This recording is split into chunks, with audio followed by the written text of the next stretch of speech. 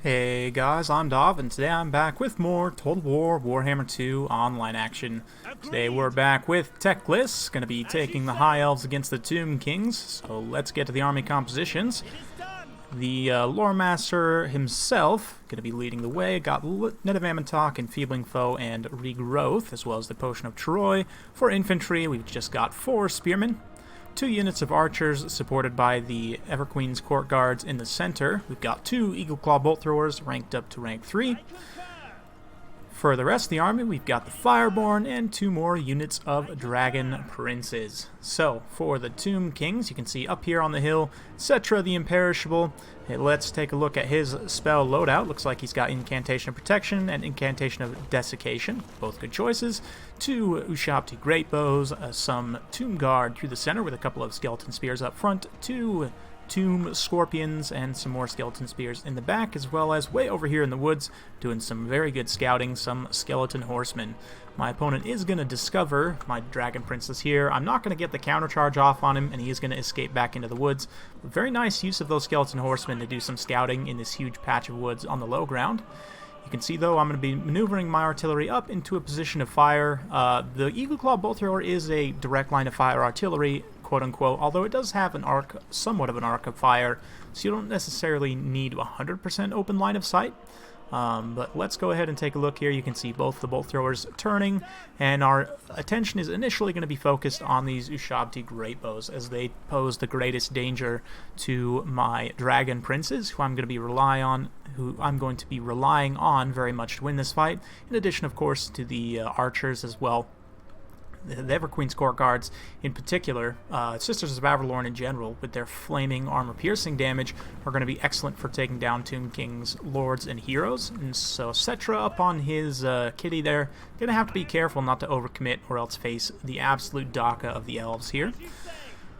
So yeah, you can see these Ushabti Great Bows moving up. We're already opening up shots. So far, no solid contact on the Great Bows themselves, although we did take out a couple of those Tomb Guard there.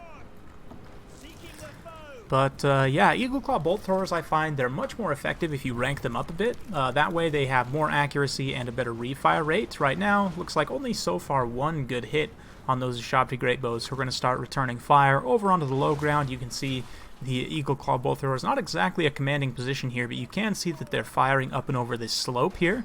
So, although you may think it's a direct line of fire artillery, it can shoot over somewhat of a slope, which is definitely beneficial for me. That being said, I'm still taking the south end of this artillery duel here, if you can call it that.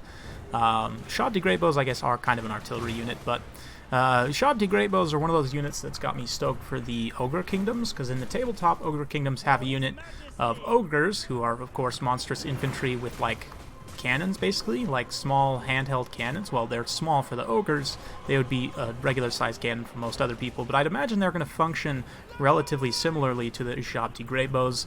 Ogre Kingdoms, of course, probably a lock for Game 3. I don't know if they'll be one of the starting races for Game 3, but their kingdoms are in the Darklands. You can see Dragon Princess coming in for a quick cheeky charge, just checking to see if my opponent's paying attention here. He does respond very quickly with his Tomb Scorpion and the spears there, but we were able to get a bit of damage done. We're going to do a few more of these probing charges up and around, start maneuvering my Dragon Princes, try and get into an appropriate position. You can see the artillery duel has not gone great for me. We're definitely losing. 1 unit of Eagle Claw Bolt Throwers has lost all 3 of its artillery pieces, but we've been able to do some solid damage, take down 2 of these unit models of the 1 unit of Ushabti Great Bows, so it's not a complete waste, but still not great. Another unit model there going down. But yeah, Dragon Prince is still just kind of probing a bit. We are going to start advancing the infantry corps up in just a moment. Another unit of Skeleton Horsemen here I didn't quite catch, but just spotted them now with my Dragon Princes, obviously, and I'm going to be pulling back away there. But yeah, we'll fast forward a little bit through this mid-game as I kind of advance here, and my idea is, you can see I've loaded all my archers over onto one flank. We're going to try and focus down high-value targets one at a time here. So you can see the first volley's opening up, and this Tomb Scorpion's going to get a bit of a light show here, taking some really effective damage, especially from the Sisters of Avalorn, of course. A frontline charge from these Dragon Princes. I'm also going to put a regrowth on them, just to give them the physical resistance and kind of some preemptive healing as well, as they start to pull away there. And now we've drawn Cetra out into the position I want him in. So we're going to put a net of Ammontok on him, and you can see we switched the entire skirmish squad over onto Cetra himself, and of course the Sisters of Avalorn in particular.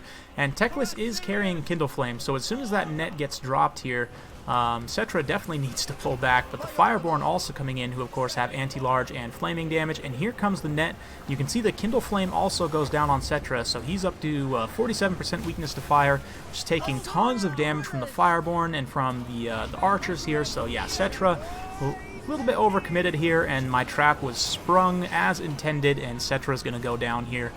Which is, of course, going to put a dagger in the Tomb Kings, even though the balance power is still relatively even with the loss of Cetra here. It is slightly in my favor, but it wouldn't necessarily be insurmountable, except for, I mean, my opponent's doing a pretty good job of trying to focus fire on my Dragon Princes, but it looks like now the Ushabti Greatbows switching their fire over to the Everqueen's Court Guards, which is also a pretty good target. They've been able to take down about half the unit models already, which is not too bad at all. One of the Tomb Scorpions is in the back line, trying to shut down the Dragon Princes that I had, who are in turn trying to shut down the Ushabti Greatbows, but they're being bogged down by Skeleton Spears on both sides. Very well played by my opponent to catch me in this position here. And like I said, Cetra's gone, the balance of power is slightly in my favor. Things are still not looking terrible for the Tomb Kings. That being said, this Tomb Scorpion's going to get a little bit isolated here. We're going to drop another net of Ammontok for some more Kindle Flame to get that sweet 25% weakness to fire, or 22% rather, for the Sisters of Avalorn to be able to just mow this guy down here. Dragon Princess pulling back, trying to clean up units on the periphery. I saw these Skeleton Horsemen coming in from the side, and I did not want them to get on my archers here, so I decided to take them out, although that is going to leave these frontline units who had broken through my Spearmen to come shut down my archers anyway, but we've mostly taken down most of the high-value units that I needed my archers for anyway. So the Sisters of Avalorn, of course, with their 63 melee defense, will be able to hold down against these Tomb Guard without too much issue. They're just such a strong unit. Dragon Prince is also supporting here with a rear charge, finishing off that Tomb Scorpion. The other Tomb Scorpion out in the open ground. Gonna get actually charged by Teclis here. I think he's gonna throw down an enfeebling foe and try and duel it himself. Of course, Teclis isn't that great of a duelist. He has okay combat stats for a mage, but his weapon strength is very poor, only 280. That being said, he can still do some damage to this Tomb Scorpion and at least fix it in place for a while the archers continue to pour in some more fire. Meanwhile, Dragon Princes, the Fireborn, in fact, bogged down with some Tomb Guard over here. Tomb Guard are crumbling, though. A lot of the Tomb King's units, in fact, at this point are crumbling. The Ushabti Greatbows, one of the units is still online in the back, though, continuing to fire away. We managed to shut down the other unit, but yeah, at this point, I'm going to probably bring these two units of Dragon Princes back. Nope, looks like we're going actually to support the Fireborn there, just unifying all my cav in one pocket, trying to finish off the rest of these skeletons. And the nice thing about taking Cetra out so early is that he doesn't necessarily count towards the Realm of Souls. So you saw there just the final Realm of Souls going off for my opponent's forces. And yeah, it's gonna be pretty tough at the end of the day, losing out Cetra so early. And the High Elves are definitely one of the tougher matchups for the Tomb Kings. I have been playing a bit recently with the Tomb Kings, and both as and against them, and I think there are some matchups where people think that the Tomb Kings might not have a good matchup, but in fact it might actually be pretty decent. This is one matchup, though, where the High Elves do have a lot of tools to counter what the Tomb Kings can bring. I'd be curious to know your guys' thoughts. I mean, my build here, the two bolt throwers can be a bit of a liability, but as you saw here, they can also draw out a lot of fire from the Ushabti Greatbows. Like, they were shooting at my bolt throwers for all that time rather than shooting at my Dragon Princes, for example. So yeah, definitely beneficial in that aspect. They were able to do a little bit of damage as well, but just in general, the Fireborn, Sisters of Avalorn, units like that are going to be a nightmare for the Tomb Kings to deal with. At this point, all my opponent's got is his Ushabti summon, so we're going to fast forward through the endgame here as all my units mob in. and finish off those Summoned Shabti. But a very fun battle, well played to my opponent. Hope you guys enjoyed watching that one. Like I said, I think it's a tough one for the Tomb Kings. Maybe if you just go super wide with lots of swarming units, lots of things to bog down, and then maybe a few key shock units.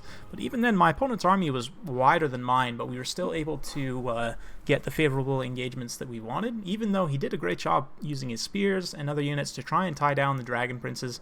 They just don't have the DPS to get through the melee defense and the physical resistance and armor and everything that the Dragon Princes bring to the table. So all 3 units you can see performing very well. Sisters of Avalorn here also doing quite well, of course, in helping take down Cetra.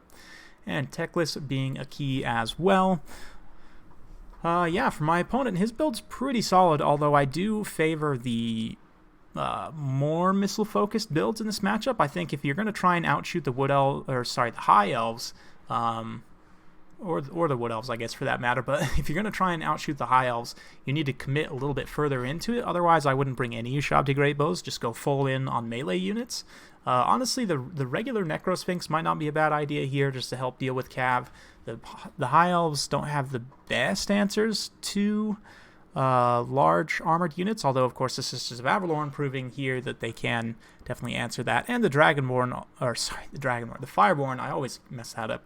Fireborn are also very good at that as well. But let me know your guys' thoughts in the comments down below. Hope you guys enjoyed watching. If you do like this sort of content, be sure to like, subscribe, hit that bell notification button, so every time I upload a new video, you'll be notified. Thanks again for watching. We'll see you next time.